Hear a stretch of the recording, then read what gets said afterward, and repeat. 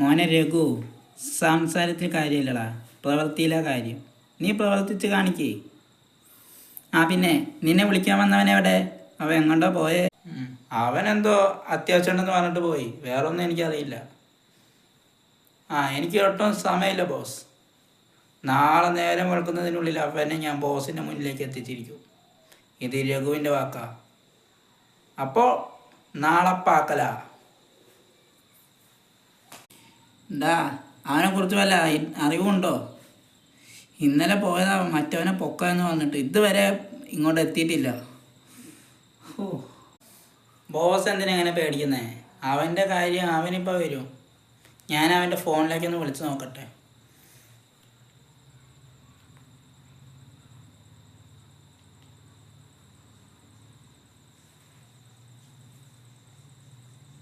Hello Raghu, നീ എവിടാ?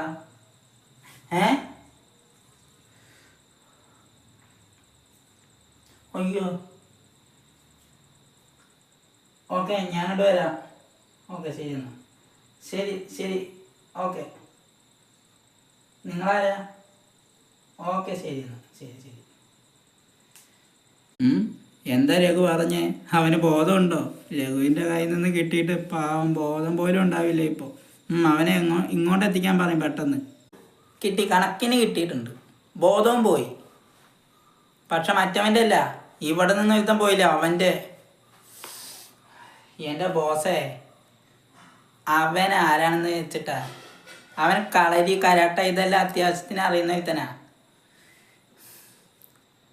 ഇവൻ ചെന്ന് നേരെ കയറി കൊടുത്തു.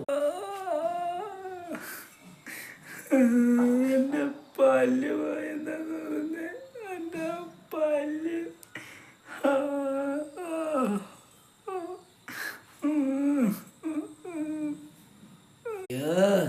ഇപ്പം ഇരുന്ന് മോങ്ങിയിട്ട് എന്താടാ കാര്യം? സത്യത്തിൽ എന്താ അവിടെ സംഭവിച്ചേ? അതെങ്കിലും പറ. ഇവൻ ഗുണ്ടല്ലേ, പേര് കേട്ടാ ഗുണ്ട, കൊടുവാള് രഘു. എന്തൊക്കെ ബഹളമായിരുന്നു. മീശ പിരിക്കുന്നു, ബോസിന് വാക്ക് തരുന്നു, അവസാനം പവനായി ശവമായി. നീ ശരിക്കും ഗുണ്ട തന്നെയാണോടാ? ശവത്തെ കുത്താതടാ.